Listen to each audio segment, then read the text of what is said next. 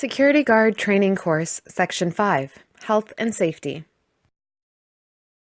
Table of Contents. 1. Occupational Health and Safety Act, OHSA, Worker Rights, Worker Responsibilities, Employer Responsibilities, Workplace Injuries. 2. Workplace Hazardous Materials Information System, WHMIS. 3. Recognizing Hazards. 4. Fire Prevention. Occupational Health and Safety Act. The main purpose of the Occupational Health and Safety Act, OHSA, is to protect workers from health and safety hazards on the job. It sets out duties for all workplace parties and rights for workers. It establishes procedures for dealing with workplace hazards and provides for enforcement of the law where compliance has not been achieved voluntarily. The Occupational Health and Safety Act applies to almost every worker, supervisor, employer, and workplace in Ontario, including workplace owners, constructors, and suppliers of equipment or materials to workplaces covered by the Act.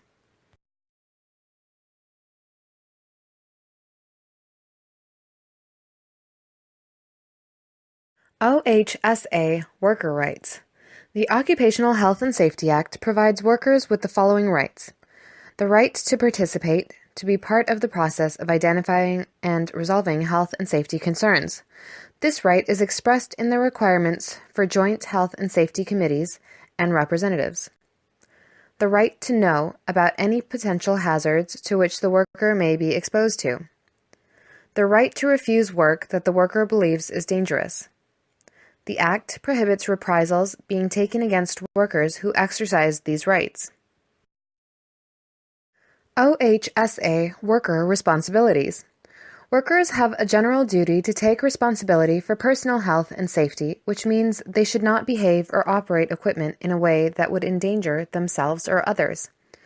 The OHSA lists additional responsibilities of workers: work in compliance with the Act and regulations, properly use any equipment or protective devices provided by the employer, inform the supervisor about any known defective equipment that may be dangerous, report any known workplace hazard or violation of the Act to the supervisor, not remove or make ineffective any protective device required by the employer.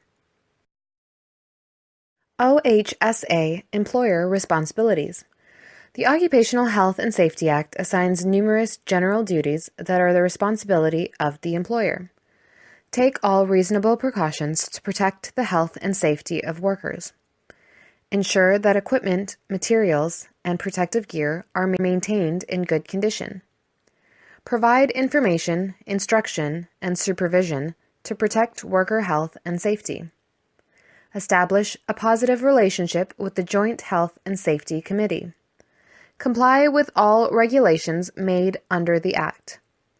Post a visible copy of the Act in the workplace. Workplace Injuries. Report the injury to your supervisor right away, or have someone alert your supervisor.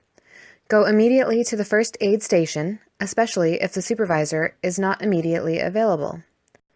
Tell your supervisor if you develop any illness or condition that you believe happened because of something you were exposed to or were doing at work. If you have to leave the workplace and go to the hospital or doctor's office, your employer will pay for wages for the day of the injury. You are required to file a claim with the WSIB as soon as possible after an accident. If you lose wages or require health care treatment because of the injury or illness, your boss must also file a claim with the WSIB. If you are under 16 years old, a parent or guardian will have to sign section of the form. WSIB, Workplace Safety and Insurance Board.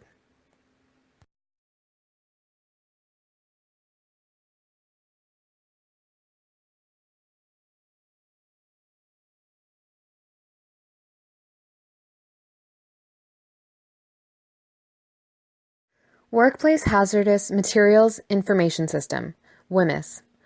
The Workplace Hazardous Materials Information System is Canada's hazard communication standard. The key elements of the system are cautionary labeling of containers, the provision of material safety data sheets, and worker education programs. WHMIS Overview. The Workplace Hazardous Materials Information System, WHMIS for short, is a comprehensive national system for safe management of hazardous chemicals which is legislated by both the federal and provincial jurisdictions. WHMIS is an effort of labor, industry, and government, which took several years to develop. It is unique in that it represents a consensus of these three groups. The WHMIS legislation provides that workers must be informed about the hazards in the workplace and receive appropriate training to enable them to work safely. To accomplish this, WHMIS requires all suppliers, manufacturers, importers, packagers, and processors to label and prepare material safety data sheets, MSDS, for products that they make, import, package, or process that meet the hazard criteria set out in the Controlled Product Regulations under the Federal Hazardous Products Act. The buyers of these controlled products must make sure that these products are correctly labeled and that MSDS are available.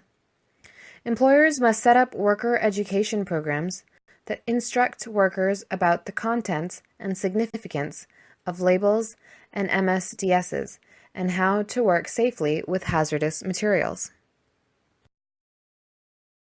WHMIS Labeling. Suppliers must affix a label to containers of controlled products they supply. This label contains very detailed information on the product.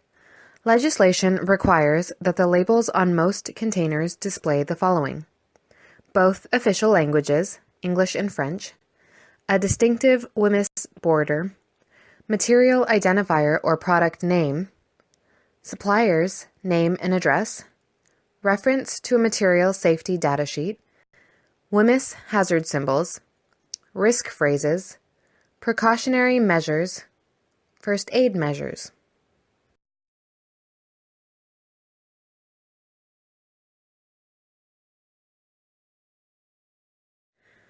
WHMIS Material Safety Data Sheets. The Material Safety Data Sheet, or MSDS, is an important source of information for the worker at the worksite. It is one of the three basic elements of the WHMIS Right-to-Know system. The information provided is expected to be comprehensive and must include what can reasonably be expected to be known about the material and the hazards it may present. Material safety data sheets from different companies may not look the same, but they should contain the same basic information. Sections of MSDS: 1. Material identification. 2. Hazardous ingredients. 3. Physical data. 4. Fire and explosion data. 5. Reactivity data. 6. Health hazard data. 7. First aid measures. 8. Preventative measures. 9. Storage and handling. 10. Spill cleanup and waste disposal.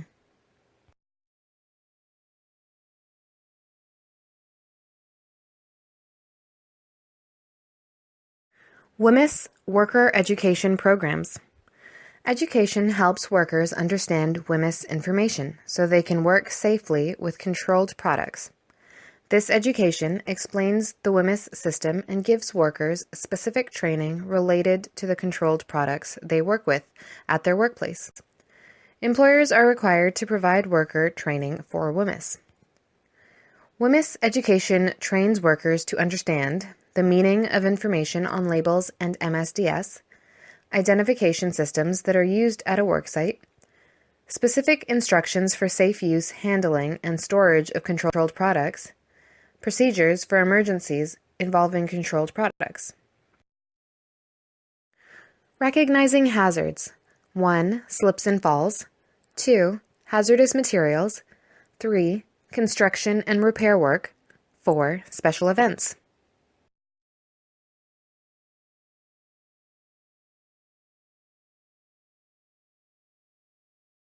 Slips and falls. Remember to call maintenance to properly clean any visible spills.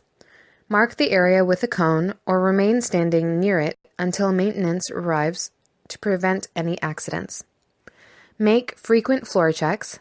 Look for overturned, torn, or worn carpets. Note worn-out floor surfaces that have become very uneven. Keep an eye out for broken or missing floor tiles.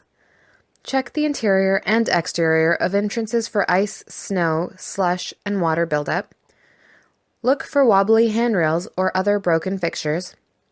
Ensure there is adequate lighting in corridors and parking lots. Ensure extension cords are out of the way or secured properly. Look for potholes in the parking lot. Hazardous materials. Pay attention to uncommon smells. Treat spills from unmarked containers with caution. Look for liquid and gas leaks from machinery.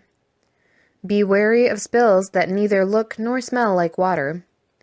Note whether hazardous materials are out in the open or near heat sources. Construction and repair work. Enforce noise level restrictions. Ensure work sites have the appropriate barriers. Confirm that there is adequate safety signage. Check for the availability of fire extinguishers on the site. Verify that builders are holding to open flame restrictions. Ensure all flammables are stored in the designated area. Ensure materials, equipment, and vehicles are not blocking unauthorized areas. Special events. Check that the area is well secured. Confirm as to whether overnight security is required or not. Inspect the safety of the event activities. Ensure crowd buildup is monitored and controlled. Ensure setup location does not block traffic and does not endanger participants. Ensure that displays do not block access to emergency equipment, fire hose cabinets. Fire prevention. Fire is a serious threat to any organization, particularly because it can happen easily and spread quickly in very little time. The economic and social effects of the fire emergencies include the destruction of property, psychological trauma, physical injury, and loss of life. A complete knowledge and understanding of the general causes and types of fires, as well as how they can be safely extinguished, is imperative. Also, of critical importance is your familiarity with the physical layout, safety features, and emergency procedures in your facility. Many emergency situations can be averted by diligent security work. A fast response can control and minimize the extent of damage. As a security guard, your duties in relation to emergencies begin with prevention and preparedness and culminate in response and recovery. Chemistry of fire. Fire is a chemical reaction in which oxygen and fuel combine to produce a large quantity of heat. This chemical combination, or combustion, is commonly represented as the fire tetrahedron. Fire tetrahedron. Fuel acts as a combustible material. Oxygen sustains the combustion. Heat raises the material to its ignition temperature. Fire, resulting chemical reaction. Fire hazards. Overloaded circuits, oily rags near machinery, paint cans stored near a heat source, flammable liquids or cleaning fluids without lids, liquid spills at construction sites, debris or paper stacked near radiators, smoldering cigarette butts, overheated equipment, appliances left burning unattended, candles and other sources of open flame. 5 types of fire. Class A, ordinary combustibles. This fire class involves common combustibles such as wood, cloth, paper, rubber, and plastic. Class A fire mostly happen in residential and commercial locations, but they can also occur anywhere these materials are found. Class B, flammable liquids. Fires caused by flammable liquids such as gasoline, oil, solvents, lacquers, paint, and oil-based products constitute this class. These fires are particularly dangerous because they spread quickly and can spontaneously reignite if not extinguished properly. Class C, electrical equipment. Fires started by energized electrical equipment such as wiring, fuse boxes, circuit breakers, data processing panels, and appliances make up this section. Class C fires can be caused by a spark, power surge, or short circuit. 5 types of fire continued. Class D, combustible metals. Combustible metals such as magnesium and sodium are involved in this class. These types of fire occur mostly on industrial sites and require dry powder agents to put them out. Class K, cooking media. Cooking oil and grease, usually found in residential and commercial kitchens, are involved in these fires. These are extremely hot fires that may restart if they have not been properly extinguished. Cooking fires must be extinguished with a Class K wet chemical extinguisher, which are usually required by fire code for commercial kitchens.